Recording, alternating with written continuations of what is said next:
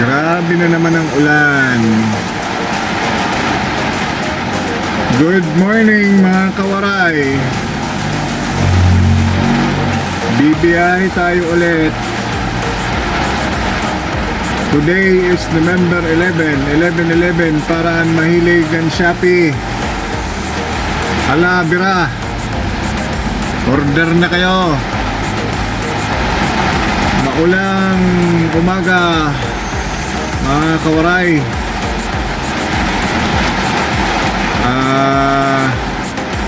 Dito tayo sa tambayan ni Dogs Waray TV. Nag-aantay tayo ng booking. Kakalabas lang natin. Natsempuhan tayo ng malakas na ulan. So, samahan nyo ulit ako. Another Lalamove delivery 1,000 kg for today. Alright. So, actually coding tayo sa conduction sticker natin. Kasi yung conduction sticker natin Tuesday coding. Pero sa OR natin, yung coding natin is Thursday. Wala pa tayong plate number. Kaya para wala lang iwas aberya, biyahe tayo dito lang sa loob ng Cavite, Laguna, Batangas para safe lang. So ayan, tingnan natin ulit mga kawaray, mga kadog style, kung anong magiging kapalaran ni Dogs Waray TV for today, 11/11/2025. Alright. Good morning mga kawaray. Update tayo, 10:38. May nakuha na tayong booking. Salamat sa Diyos. Ito ay kukunin dito sa Maydang Hari, 4 kilometers yung pick up. Tapos papunta naman to ng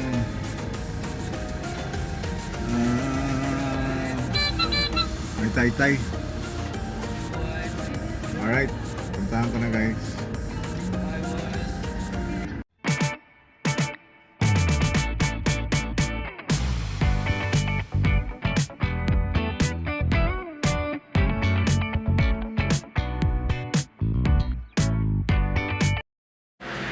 Dito pagpapasok natin, mayroon tayong nakasalubong na truck. So pinakikiramdaman ko kung sino una atras sa amin. Pero buti na lang, mabait si kuya at umatras siya. So makikita natin dito yan. And guys, may kasalubong tayo. Buti mabait si Manong, umatras. Siguro naramdaman niya, tinansya niya yung atrasin ko at atrasin niya. Thank you Manong, thank you. Siguro meron dyan gigiliran niya. Ako kasi wala eh. First time ko nga dito. So parang inisip ko agad kung ako aatras. Diyos ko, hanggang dun sa pinagpasukan ko sa highway agad ang atras ko. Eto, 190 meters na lang darating na ako eh. So salamat kay Manong, thank you talaga. So itong nakuha natin guys, patay-tay siya. So darating ako dun siguro mga 1. And then after that, since coding tayo, punta tayo ng Highway 2000. Doon tayo magkukuha ng mga booking pabalik para lang hindi tayo malugi. Alright, so ito na si Manong. Yan na siya. Ito.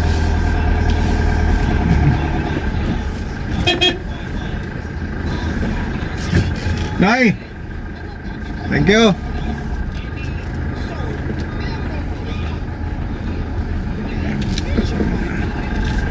Sige guys, lapit lang ako. Lampas lang ng simbahan. Ayun. Ayan na si kuya. Kinakampayan na tayo. Kampay! Mga waray! Sana hindi. Sana pabalik mamaya may maayos.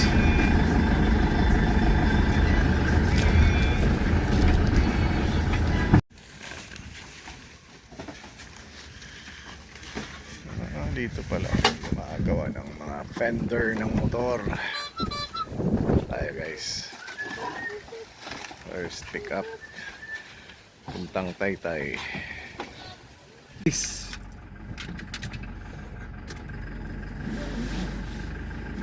Na-pick up na natin guys yung mga fender ng motor. Doon na lang daw ang bayad. Tsaka toll fee. Alright. Pwede pa siya sabayan? Ano lang siya? Wala pang kalahati yung na-ocupa ng spasyo din sa likod ko. Pwede pa talaga. Mga 300 kg. Puntang Antipolo. Pinamunan. Yan guys, dito tayo sa ano ngayon.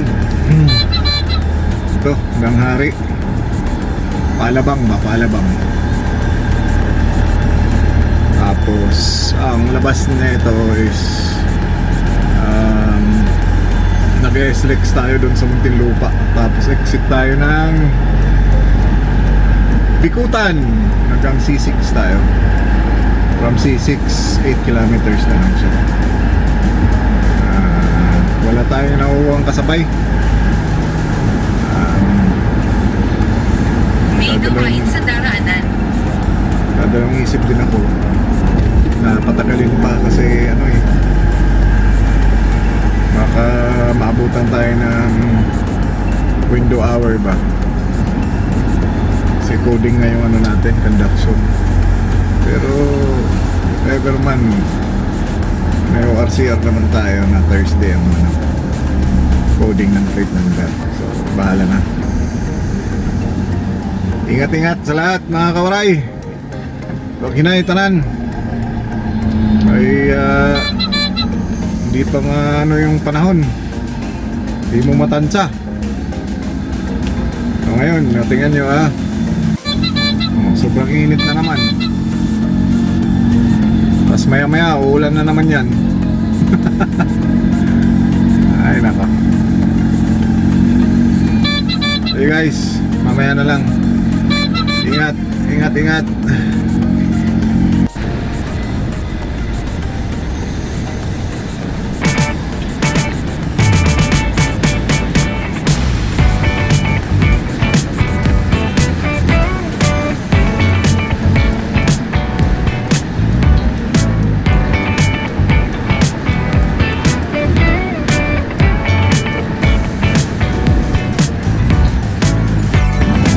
Guys, update. Dito tayo sa Bikutan exit. Oras 11:54. As usual dito, traffic. Kanan tayo ng East Service Road.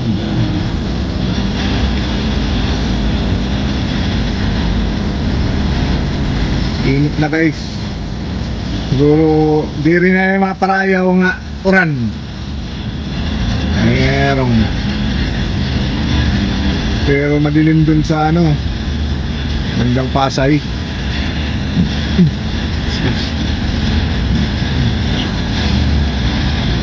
Pero sana ano, dry muna, dry. Balanse, balanse. Guys, tayo finally.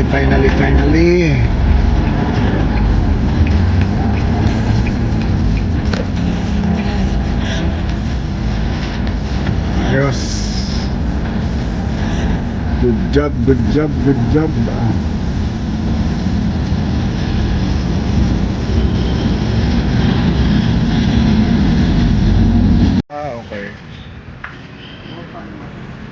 po.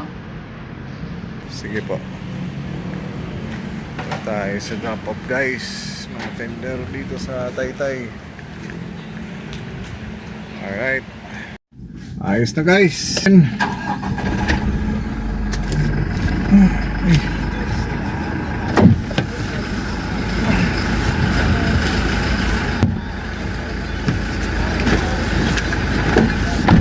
Ano tayo na ang pabalik ng Cavite. Para hindi tayo ano.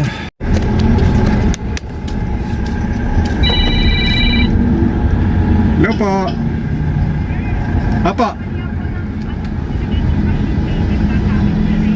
Pwede po ba through Gcash? Send ko pag nandun na kayo. Walang problema ma'am. Okay po. Okay. Apa.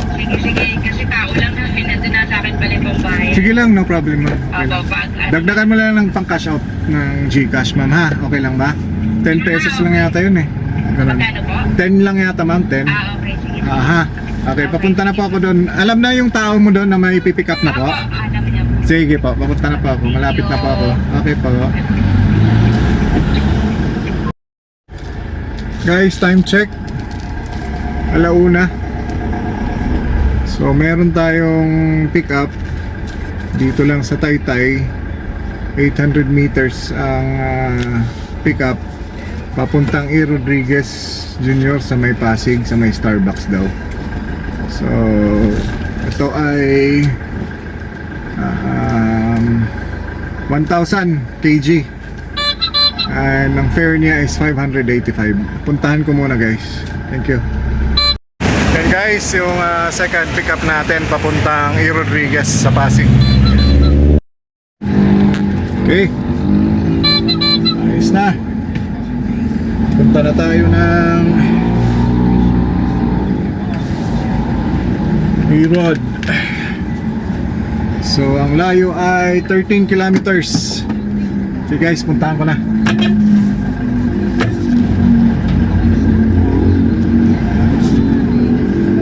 Guys, so naging usapan namin, papatid sila sa Southwoods Pinyan. Saktong-sakto lang to kasi coding tayo para labas na tayo dito sa syudad. 900 sasakay sila kasama yung cargo ko kanina. Pauwi siguro sila dun.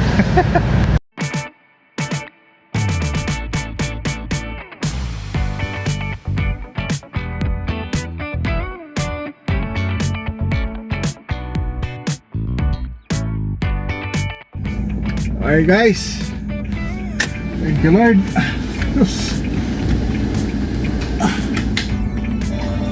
Down. So na-drop ko naman na yung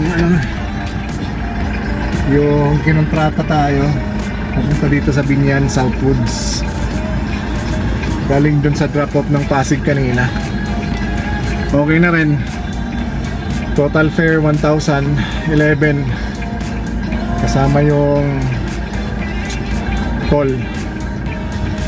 Alright, so tingnan natin kung meron dito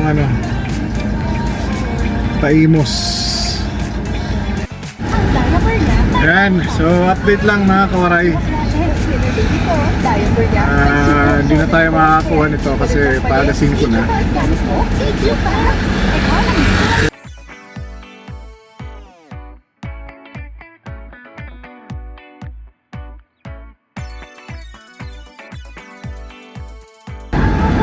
Check natin kung nakamagkano tayo for today. Papagas muna ako. Ready for tomorrow. Okay, later na lang. Alright guys, so yan, nakauwi na tayo ng bahay. Salamat sa Diyos at salamat sa inyo guys sa pagsama sa akin sa buong araw ng biyahe ko for today. So income reveal tayo mga kawaray, mga ka-dog style. So nakadalawang biyahe lang tayo ngayon kay Lalamove. So ito yung pakita ko sa inyo. Ayan guys, so dalawang biyahe 1 to 64. yan lang naging biyahe natin kay Lala Move for today. Coding plus dyan yung 1,100 na kontrata. So lalabas na 2,364. Bawasan natin ng 700 na gas. So meron tayong malinis na 1,600. And guys, so yun, maraming salamat sa mga patuloy na sumusuporta kay Dogs Why TV. Kita-kits ulit tayo bukas para sa another day sa Lala Move journey natin sa 1,000 kg. Para pala dun sa mga nagnanais magpahakot ng mga gamit, may mga outing sa mga barkada, sa opisina, comment lang kayo guys sa ating channel at para mapag-usapan natin.